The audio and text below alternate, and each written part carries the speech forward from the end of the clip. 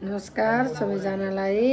यसपालिको हाम्रो 2021 सालको भाइटिका चाहिँ हेटौँडामा गएर गरिएको थियो। साह्रै रमाइलो भएको थियो। मैले 11 वर्षपछि भाइ बहिनीलाई सँगै राखेर टिका लगाउन पाएको थिएँ। बहिनी र म भाइले सबैजना सँगै भएर 11 वर्षपछि यसपालि टिका लगाइएको थियो।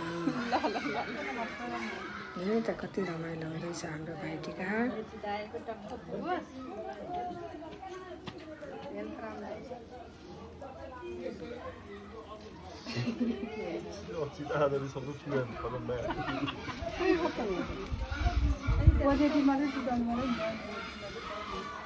सबैजना मलाई धेरै आशीर्वाद दिए भन्दैछन् भाइहरू।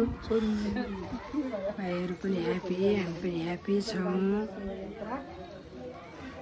म पनि विदेश जान लाग्यो है दिदी कति